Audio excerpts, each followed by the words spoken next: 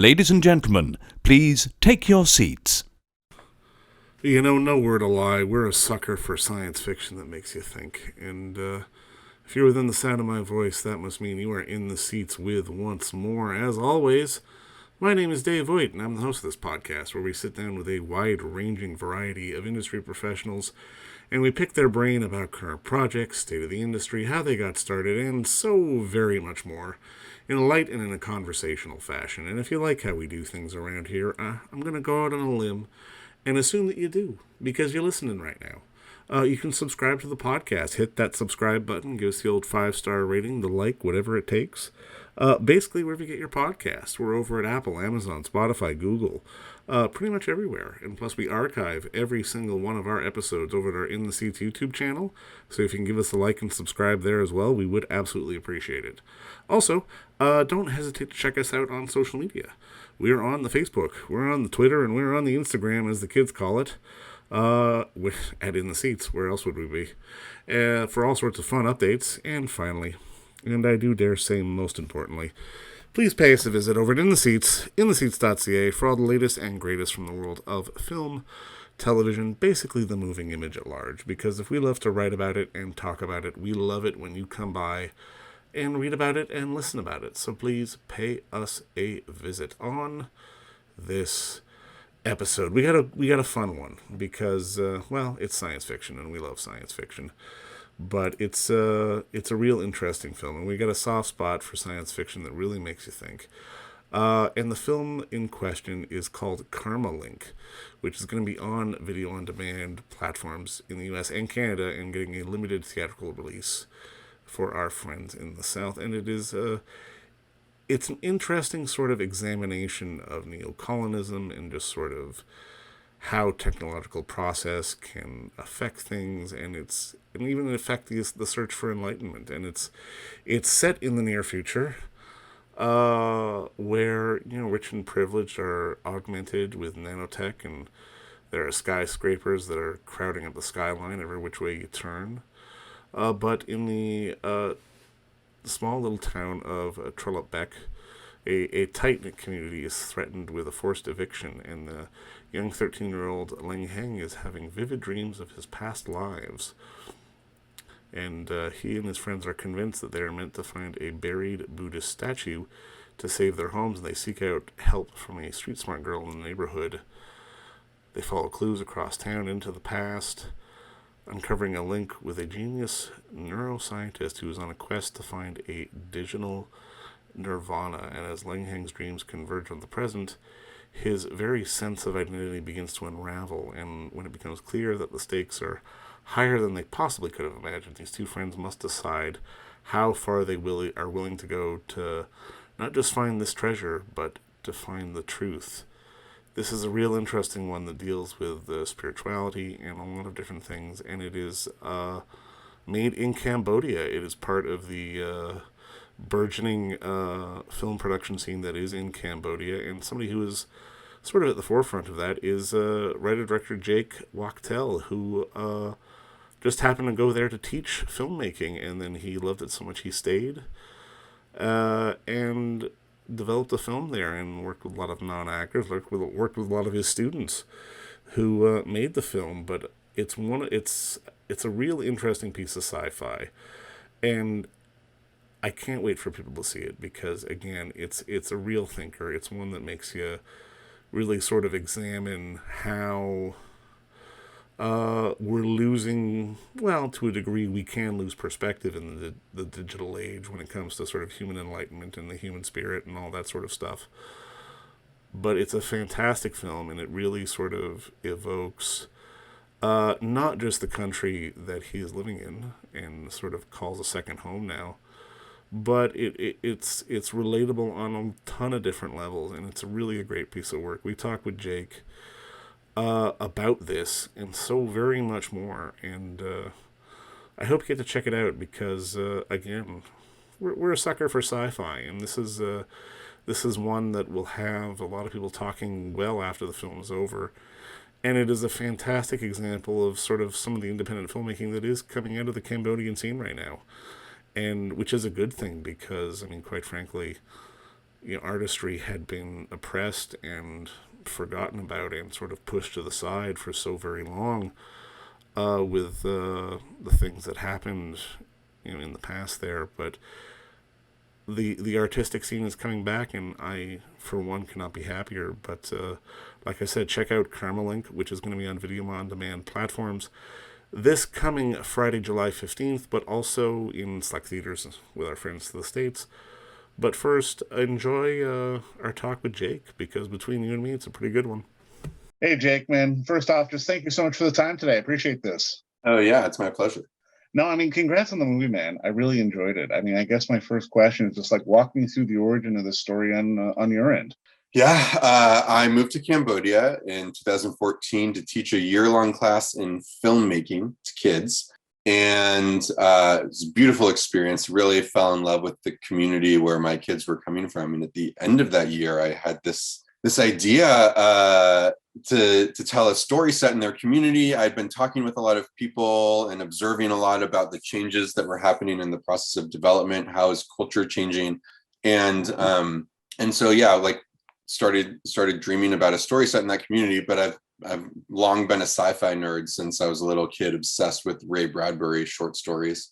And I studied neuroscience in college. I'm an avid meditator, and this idea kind of came into my head as grabbing some of these disparate threads in my life and welding them together. And I was like, oh, this is cool. I want to see this movie.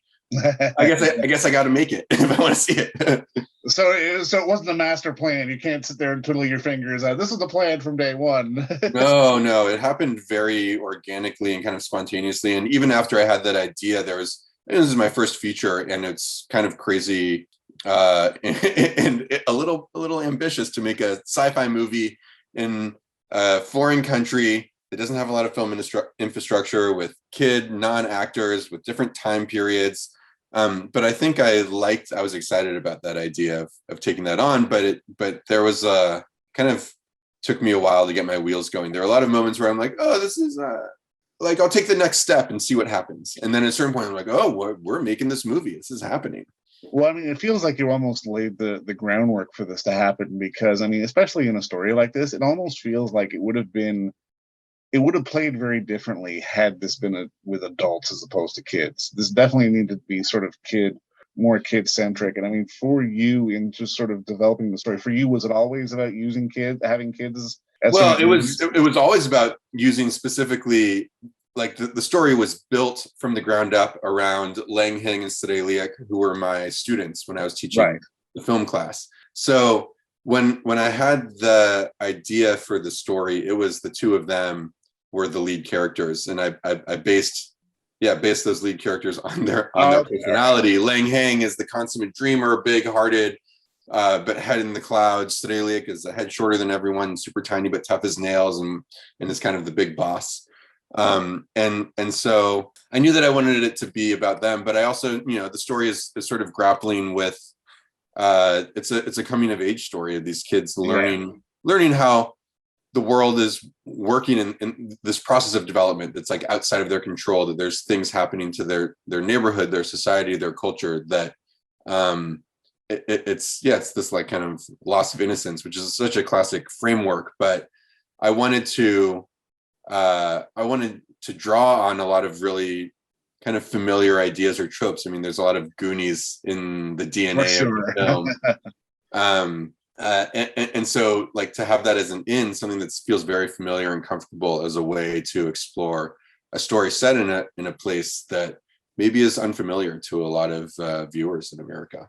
Well, and it's interesting just having this story set not only just there, but I mean, in a place where there is this history of colonialism, but there is, the story is basically this level of colonialism that's happening sort of digitally, that these kids are trying to sort of figure out. And I mean, it's interesting to me because, I mean, on one end, this is pure sci-fi because it's allowing us to sort of jump into this realm and sort of understand sort of this quest for this nirvana that they're going for, but it brings in so many classic disciplines as well for you. I mean, to me, this is the best of sci-fi because it allows for sort of classic ideas to be presented in sort of the digital age. Yeah, that's really cool to hear. I mean, yeah, I think that it's a film about past lives, and part of that construction allows us to talk about different forms of colonialism through the ages. And it's certainly about forms of neo-colonialism now, which is something that I've been a filmmaker working all over the global South for many years, in the field of development. It's something that I feel like I've developed a really fine sensitivity to, and even showing up to Cambodia as a teacher and wanting to understand more the ways that, as an avatar of Western values, I'm participating in these processes. But also, I come from Silicon Valley, which is where like a lot of this technology that then proliferates all around the world is invented. Sure. And for sure, it's the case when I had a lot of friends working at Google and Facebook in the early days, and those guys are, they're high on their own product, and they're not necessarily thinking of how is that going to affect the culture in Cambodia differently than in America, where the designers are coming from, and it's going to have a profoundly different effect as the technology spreads out. And it is a form of it's a form of culture spread. You can look at it in one way. It's like, this is how culture spreads, and it's also a form of neo-colonialism. And I think that tension is really fascinating to me, and something that I wanted to explore in a sci-fi story. And it can only be explored in a place that exists at the margins of where we usually see sci-fi stories. Cambodia is not. When I tell people I made a movie in Cambodia, they usually ask, "Oh, it's a documentary. What's it about?" And people are very surprised to hear that there's a sci-fi story taking place there. But I think it makes perfect sense, because that's like where a lot of the, I think, most interesting stuff is happening in terms of technological progress. Interesting in the sense of like I want to understand what's going on here, because the culture is changing so fast. But I mean, even when you apply this to your life almost, because I mean, even as little as 6-7 years ago, there wasn't necessarily a lot of film structure, and there still isn't a lot of film structure in Cambodia. But we're seeing a couple more things starting to pop out. And I mean, I don't want to say you're laying the groundwork for the film industry in Cambodia, but you're definitely sort of there, sort of in the early days. And I mean, I'm kind of curious. Yeah, how do you feel like your experiences have translated onto the film? Yeah, it's a really exciting time in the Cambodian film industry for sure. There's a renaissance happening now. It comes from this tragic history where in the 1970s the Khmer Rouge killed 90% of the artists in the country, and there had been a big thriving film industry in Cambodia. There's an amazing psychedelic music scene in Cambodia in the 60s. I mean, there's all this art flowering, and then it was decimated and it lay dormant, and now it's coming back. And it's really, I mean, for sure, it's gratifying to get to participate in this thing. I'm just a small piece of whatever's happening. It's something really cool to get to witness and see. A lot of my Cambodian filmmaker friends are doing amazing work right now. And yeah, so it's been exciting. And that was a big reason when I had this idea for the film. I'm like, I want to tell the story, but this also feels like a great organizing principle in my life. It's like a reason to dive deeper into Cambodia, this place that I already know I love. And this is like, if I make a movie there, I'm going to get like that much more enmeshed with Cambodia. And I love that. Well, I mean, something else that you did here, which I mean, I love personally, because I mean, obviously you're making science fiction and you're making it within certain budget constraints. But in watching the film, I never got taken out of anything by any kind of visual effect shots that maybe looked at a place or you didn't have enough money for. How important was it for you to sort of, as much as we're sort of diving into a different world with these kids, it still has to be grounded in the reality that they're there, and keeping the visual effect shots to sort of the appropriate levels? Yeah, it's fun. I mean, constraints can give you a lot of inspiration to find. When you have to solve these problems, it can cause you to come up with more creative solutions. I for sure owe a great debt to my production designer Olga Miasnikova, and also my VFX artists Blaise Hossein and Michael Cisneros, who I think we were all on the same page of keeping it tasteful and restrained, and how can this serve the story, and and following the lead. I think being in Cambodia and seeing the way that the old exists with the new side by side, and there's this feeling of the high tech and the low tech and the like so much recycled materials.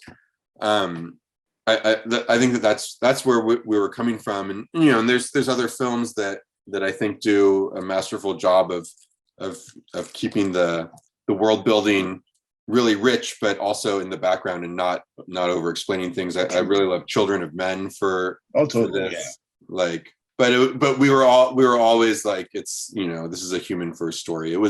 The story was pretty directly inspired by Never Let Me Go by Kazuo Ishiguro. I was reading that novel when I had the first seed of the idea for the story. And I love that as an example of like very humanist sci-fi. I love Richard Powers is another novelist whose sci-fi like really focuses on the relationships in a way that I love. And so, yeah, I think that was kind of baked in from the start, was that approach to the sci-fi and the visual effects and the production design. Now, I mean, there's something I've got to ask, because I mean, you mentioned this a little bit off the top, but I mean, as a debut feature, I mean, you did the three things that you're not supposed to do: science fiction, work with kids, and work in a foreign language. But you did all three of those. And I mean, I'm kind of curious now that you're at the end of this process, is there anything that you learned that surprised you or caught you off guard, or, oh, maybe I should do that again, or no way in hell I'm going to do that? Oh, well, I mean, the whole thing every day was just crazy amounts of learning. It's hard to overstate how much I learned in this project, and how indebted I am to. I had some super cool collaborators who were much more experienced. My co-writer Chris Larson, who's written a lot of really cool stuff, and my production designer and DP were also geniuses and very experienced. So I was able to learn a lot from them. But I don't know. I think that what I learned is that it's, you got to follow what excites you, and like working with my students in the lead roles was really fun and kept me really grounded in this process. And that's something that feels like a big lesson, is to make sure that you have, like, having those relationships feels like a recipe for no matter what craziness the project throws at you. If you have those grounding relationships at the core of it, then you're going to be excited to keep going and pull through.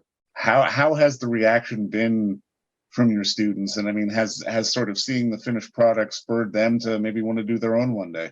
Yeah, well, so I got to teach filmmaking for a year, and actually, I had one of my students in the older classes has since gone on to become a TV actress. Oh, wow. Yeah, Srey Leak wants to act more. We did a cast and crew screening back in over a year ago now, and it was really fun because I think we're filming it out of order, and there's a lot of VFX, and it's kind of hard for people to have the whole picture in their head. And so to see this now, just to watch it with the cast and crew was such a gratifying experience. I think the thing that I'm most excited for is when we do the release in Cambodia. I mean, don't get me wrong, I can't wait to share this with people over here in America, but I think that my Cambodian friends that I've showed it to they feel really proud to see their country and their culture celebrated in a sci-fi movie. And I'm hoping that this can create more conversations around like what are other kinds of stories that we can tell in Cambodia and in places that maybe don't traditionally get this kind of treatment.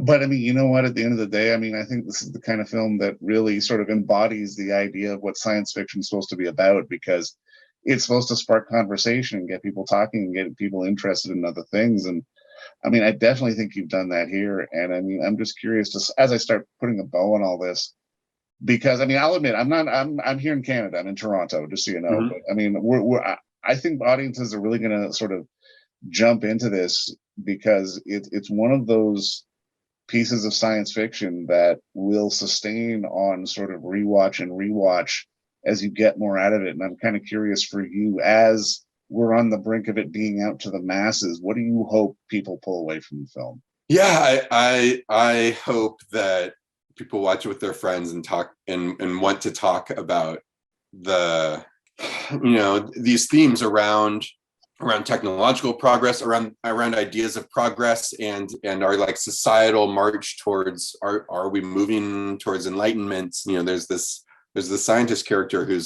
he's literally looking for like a form of digital enlightenment, synthesizing a nirvana algorithm. And it's like there's that aspect of it that I hope can be thought provoking. But also I love Cambodia so much. It's a second home for me. It's been my home base for many years. And I love that movies have this magic capacity to collapse distance and to bring us really intimately close to people who live far away, whose lives might be very different from us. And I hope that people watch this and then they feel close with our lead characters. They feel like they're there.